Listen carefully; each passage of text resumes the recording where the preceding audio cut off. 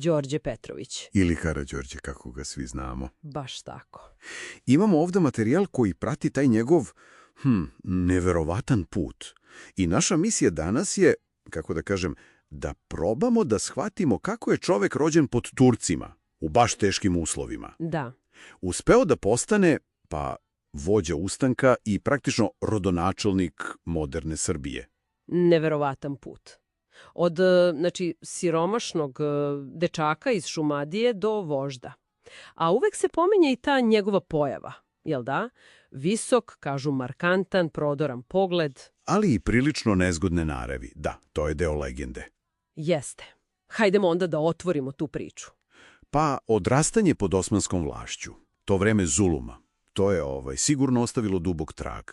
Siromaštvo, nepravda, to je bila svakodnevica. A hajdučija? To se često pominje, kao neka vrsta škole. I jeste bila.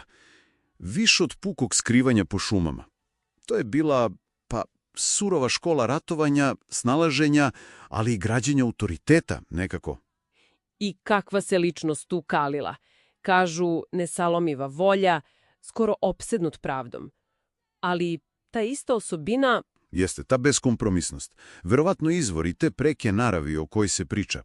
Ali izgleda da je tu bilo i iskrene ljubavi prema narodu. Zanimljiv spoj. Pa da, verovatno ga je baš to i preporučilo za vođu. Vrlo moguće. I onda 1804. godina. Ključni moment. Seča knezova. Da, brutalni čin Dahija. Upravo, direktan napad na narodne prvake. To je bila ta, kap koja je prelila čašu. Nije više moglo da se trpi. I onda logično zbor u Orašcu. Narod traži nekoga. Nekog ko sme i ume. Čula sam da je bilo i drugih opcija, ali... Jeste, bilo je. Ali izbor pada na njega. Ta njegova ratnička reputacija, harizma. Nije to bilo slučajno. Mora da je bio svestan u što ulazi. Borba na život i smrt protiv čitave imperije. Skoro nemoguća misija. Apsolutno. I ono što je, fascinantno je kako je on od seljaka, koji su često imali više alatki nego oružja. Da. Uspeo da stvori vojsku. To nije bilo samo naoružanje. To je bila disciplina, čelična volja, motivacija, lični primer pre svega. A kažu da je bio i nemilosrdan prema neposlušnosti. Itekako.